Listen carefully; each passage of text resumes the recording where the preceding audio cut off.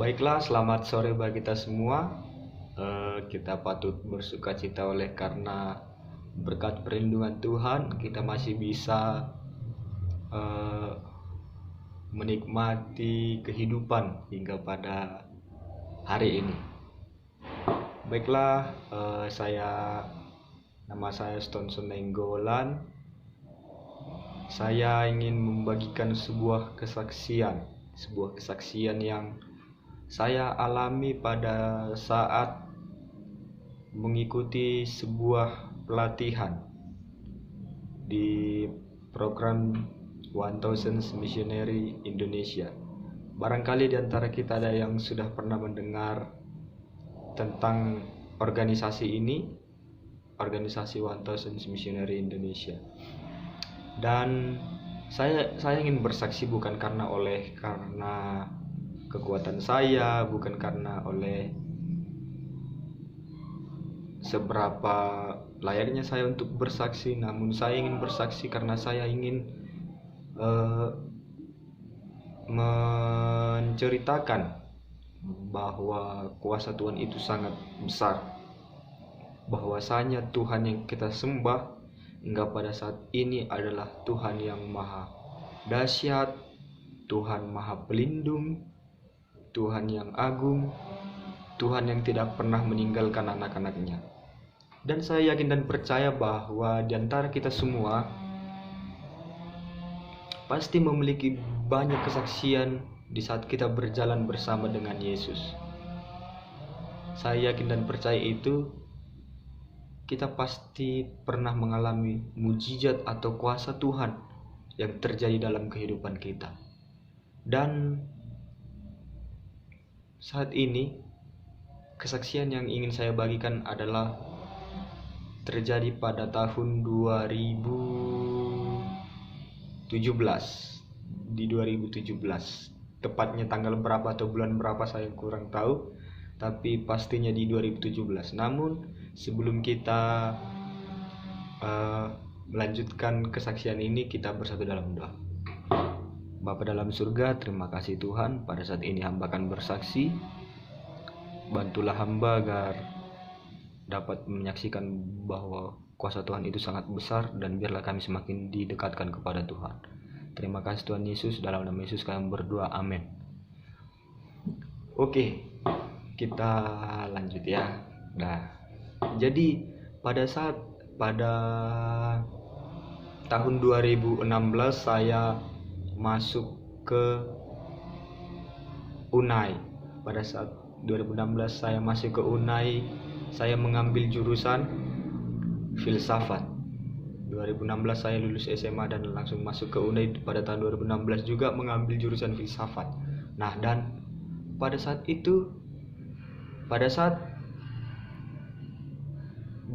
tahun 2016 itu saya memiliki komitmen kepada Tuhan. Saya akan mengikuti 1000 misionaris, pergerakan 1000 misionaris atau 1000 missionaries. Dan saya memutuskan untuk mengikuti pergerakan misionaris itu pada tahun 2017 di kampus Kutambelin. Pada saat itu dulu masih di Kutambelin di Tanah Karo. Nah, pada tahun 2017 saya mengikuti pelatihan itu, dan pada saat itu saya cukup bergumul dengan tantangan dari diri sendiri, atau apakah saya benar-benar bisa mengikuti pelatihan ini. Saya sangat bergumul pada saat itu. Nah, jadi pada saat di pelatihan itu kami disuruh untuk selalu berdoa, mengutamakan Tuhan dalam kehidupan kita. Setiap pagi meditasi Alkitab, sebelum makan juga kita membaca ayat hafalan Alkitab di sana, dan itu adalah suatu pengalaman yang sangat luar biasa. Sedikit banyaknya pergerakan misionaris itu membentuk saya sedikit demi sedikit. Namun bukan saya katakan saya sudah sempurna atau sudah bagaimana ya. semua orang pasti tentunya memiliki pergumulan masing-masing, atau mungkin ada dosa yang sulit dikalahkan. Ya, tentunya manusia memiliki suatu beban pergumulan dalam hidup. Namun yang saya rasakan pada saat itu adalah saya mencoba untuk menggumuli diri saya, kepada Tuhan. Tuhan, pakailah hamba sesuai rencana Tuhan. Saya berkata seperti itu ya. Dan di saat pelatihan itu kita di sana ada programnya yang namanya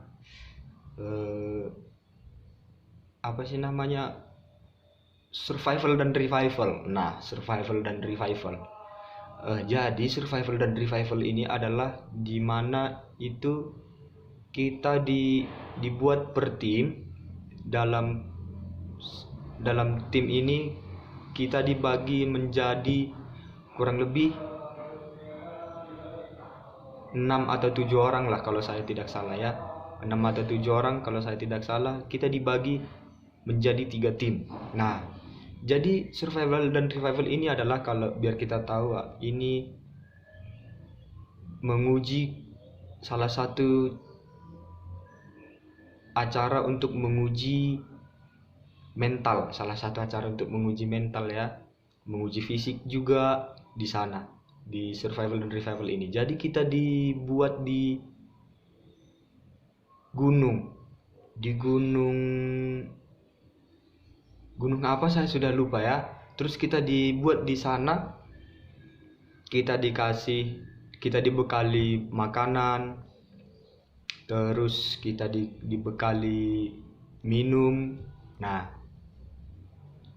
selama di gunung ini banyak keajaiban atau berkat kuasa Tuhan yang bisa saya sendiri rasakan. Contohnya adalah di saat fisik kami dilatih di sana, terkadang saya ingin mengatakan kepada diri saya sendiri, kalau begini lebih bagus saja saya pulang dari pelatihan ini, susah sekali. Saya pikir seperti itu. Hanya untuk menginjil saja, masa harus seperti ini? Saya pikir seperti itu. Nah, lalu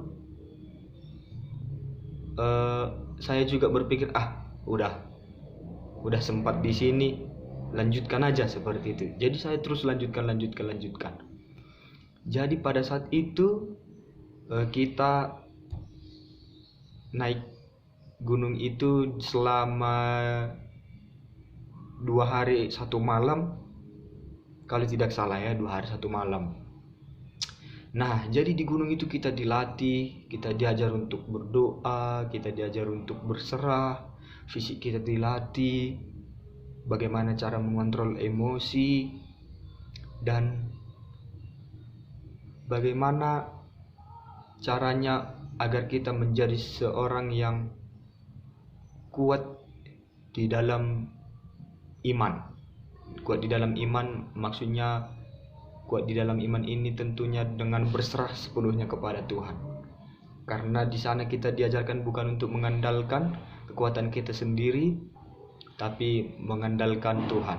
Nah, jadi setelah pelatihan 2 hari 1 malam, keesokan harinya kami pulang. Pada paginya kami pulang untuk menyusuri gunung itu ya. Jadi kita dikasih map, dikasih kompas untuk turun ke dari gunung itu. Nah, jadi pada saat turun dari gunung, kami menggunakan tali. Ada satu medan yang sangat curam ya, Jadi kita harus menggunakan tali, dan medan ini sepertinya agak rawan. Dan medan ini sepertinya agak rawan. Dan di medannya ini dipenuhi dengan batu-batu yang bergelantungan ya. Ada batu-batu yang bukan bergelantungan maksudnya di atas pohon, tapi di tanah. Kita tahu lah ya, kalau kita pijak mungkin akan rubuh, akan longsor seperti itu. Nah, jadi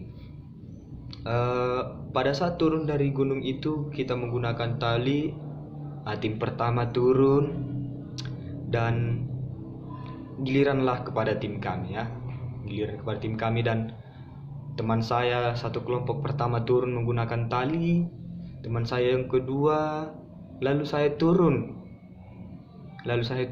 lalu diikuti oleh teman saya lagi di belakang. Nah, jadi itu pada saat itu di atas saya yang masih memegang tali itu masih ada sekitar beberapa orang ya. Nah, jadi saya masih bergelantung di tali, terus teman saya juga masih bergelantung di tali, dan di atasnya juga masih ada bergelantung di tali ya. Nah, jadi pada saat itu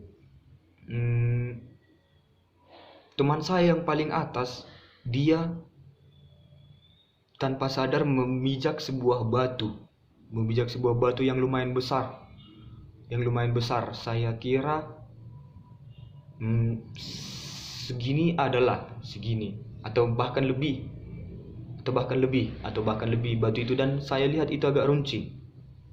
Dan teman saya itu tidak sadar memijak batu dan batunya terpleset, jatuh ke bawah hingga hampir mengenai teman saya yang persis di atas saya. Nah, bisa kita bayangkan kan, teman saya di atas, paling atas, di paling atas kedua, lalu saya. Nah, jadi teman saya yang persis di atas saya itu hampir dikenai oleh batu itu. Lalu pada saat melihat dari bawah seperti ini, bahwa batu itu akan mengenai teman saya ini,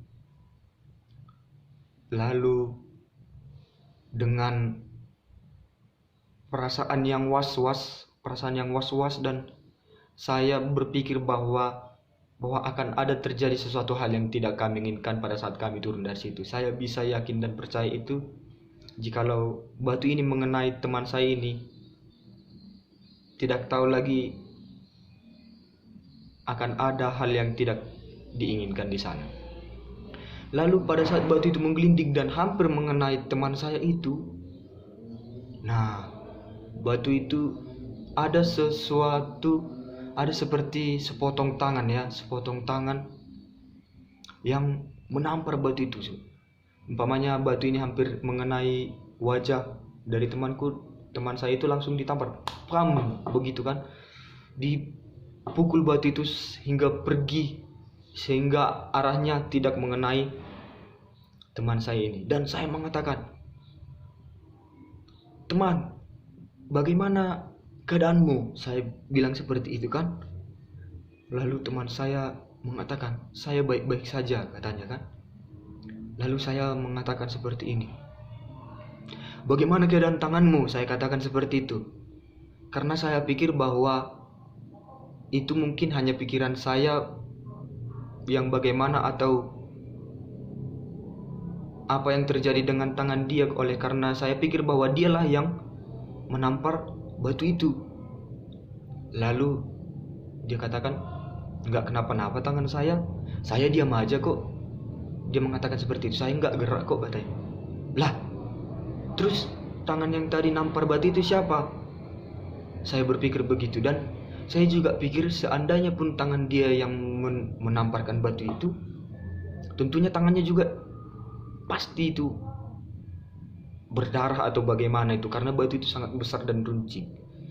Lalu saya mengatakan kepada teman-teman saya yang di atas, "Saya melihat ada sebuah tangan menampar batu itu." Dan salah satu dari tim kami juga mengatakan, "Oh iya, saya juga sepertinya ada lihat tadi," katanya seperti itu. Lalu saya tertegun, lalu saya diam untuk sejenak, dan saya berterima kasih kepada Tuhan. Saya mengucapkan terima kasih, Tuhan, terima kasih oleh karena Engkau masih menyelamatkan kami di pelatihan ini. Ini semua oleh karena berkat kuasa Tuhan. Saudara-saudaraku yang terkasih dalam nama Tuhan, saya pikir bahwa Tuhan itu sedang memberikan pelajaran kepada kami, bahwa di saat kita berserah kepada Tuhan, Tuhan akan turut campur tangan dalam segala pekerjaan, segala kehidupan kita.